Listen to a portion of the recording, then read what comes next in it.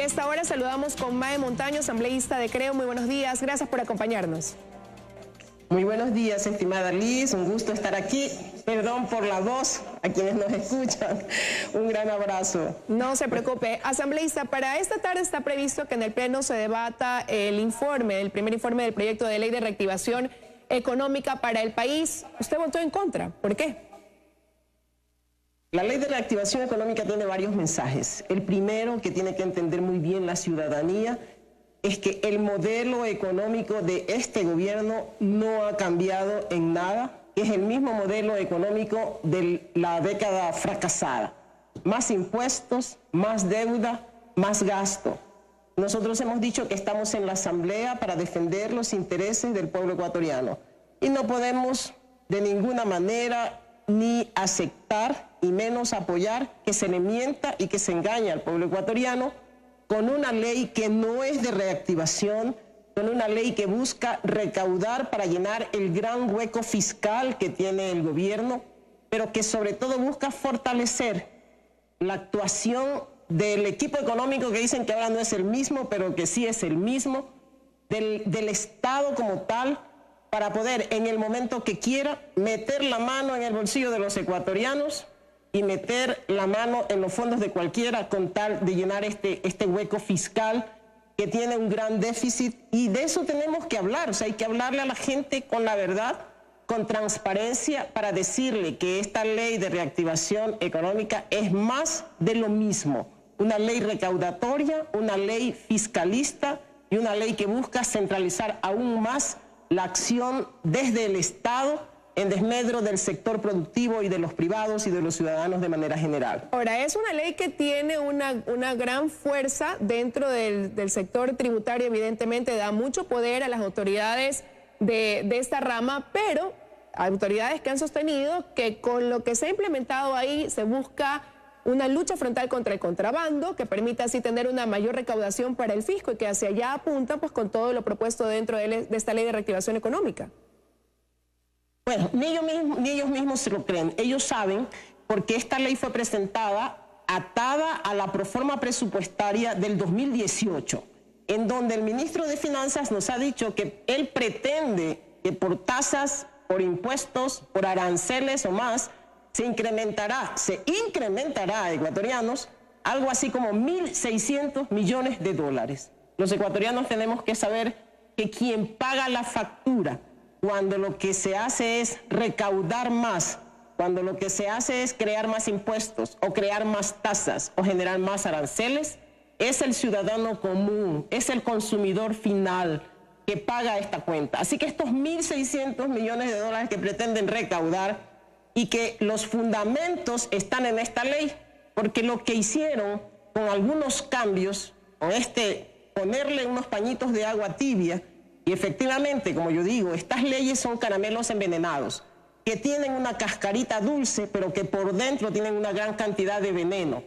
Cuando se hacen los cambios y cuando se ponen algunos beneficios específicamente para la pequeña empresa, hay que decir que estos pequeños cambios, estas pequeñas modificaciones, esta cascarita de dulce, simplemente alivia a determinados sectores, pero que de fondo, la factura la paga el pueblo ecuatoriano. Lo que pretenden es meter nuevamente la mano al bolsillo de los ecuatorianos y dejar definido algunos mecanismos en la ley para que en el momento en que sea necesario, porque no tienen creatividad, porque no han encontrado otro mecanismo de hacerlo, volver a meter la mano en el bolsillo de los ecuatorianos. Ahora, pero la Comisión de Régimen Económico presentó algunas propuestas de cambio, de modificación, como por ejemplo eliminar la responsabilidad tributaria para los accionistas, eliminar el artículo de cargas familiares también para deducción del impuesto a la renta, está el eliminar el pago obligatorio de la nómina con medios de pago electrónico. Hacer estas modificaciones no perfilaría este proyecto quizás con un mejor rumbo. Hay que decirle a la gente una cosa, la ley se llama de reactivación. Ahora, la comisión pretende llamarla de reactivación, de fortalecimiento del dólar y de modernización de la actividad o de la gestión financiera o administrativa del Estado. Pero vamos por parte. La ley que se presentó, el proyecto que se presentó, que demuestra la esencia, los complejos ideológicos, la inoperancia y la ineficiencia de un equipo económico que sigue estando ahí aupado y bajo la responsabilidad del presidente de la República, porque esta ley es presentada y firmada por el presidente de la República, a quien le han hecho hacer un inmenso papelón. La ley era realmente impresentable porque tenía elementos de retroceso. Así que cuando lo que se hace es mejorar esas condiciones para traerla, como quien dice, a la situación actual, no hay cambio. Eso tiene que quedar bien claro, no hay cambio. Y por tanto, lo que se ha hecho es mejorarla, lo que se ha hecho es hacerla menos mala. Pero ecuatorianos, no hay nada para reactivar, no hay absolutamente nada para fortalecer al dólar. ¿Por qué razón? Porque con los mecanismos establecidos en la ley no se van a dar los procesos que son propios de una reactivación económica en una situación en crisis, que lo ha dicho el mismo presidente de la República. Y él en crisis pretende hacer lo mismo. No va a haber generación de empleo, no van a haber nuevas inversiones y el sector productivo no se va a ver estimulado. Y esos tres elementos son claves, son básicos para un proceso de reactivación.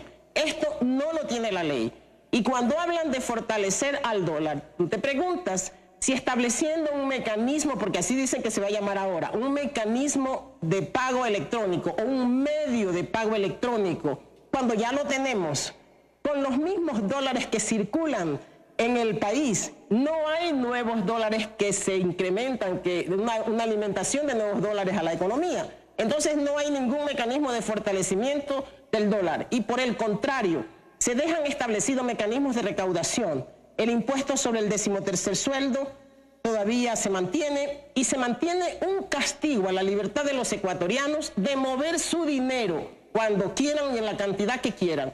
Nosotros no podemos apoyar un proyecto que restrinja las libertades de ninguna clase, y menos las libertades de los ecuatorianos para mover su dinero. Ustedes en la Comisión de Régimen Económico recibieron a entre 20 y 25 actores vinculados con este proyecto de ley. ¿Cuál fue la respuesta entonces que recibieron quizás al momento de plantear otras vías o de consultar por qué no se aplican otros mecanismos que no sean netamente tributarios para poder reactivar la economía del país? Porque escucharon ustedes a todos los actores, los tuvieron ahí sentados frente a ustedes. Indiscutiblemente. Y aquí la pregunta es para los ecuatorianos y el interrogante es para el presidente de la República.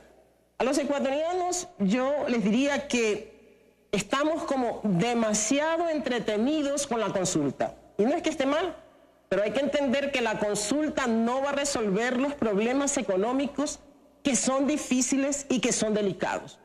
Y estamos como muy entretenidos con una nueva sonrisa.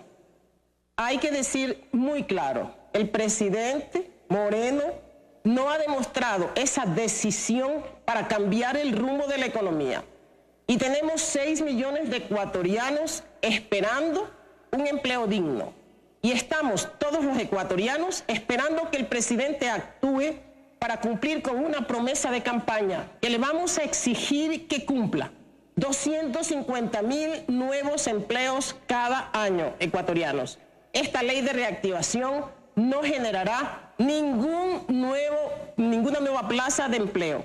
Mientras nosotros estamos entretenidos con esta novela rosa que nos presenta el presidente de se pelean los compadres y se dicen las verdades, su equipo económico sigue siendo de las suyas. Tanto es así que en esta ley se establecen mecanismos para, valga la redundancia, legalizar procedimientos que ya fueron hechos en el gobierno anterior, antes de irse. El tema de haber metido la mano en los fondos del Banco Central del Ecuador. Y el presidente, la gran pregunta para el presidente es, ¿usted sabe, presidente, de qué fondos le están prestando al gobierno para gasto corriente? Sabemos que es para gasto corriente. No se trata del fondo del dinero que tienen los bancos y que por supuesto no es de los banqueros, sino de los cuentaahorristas.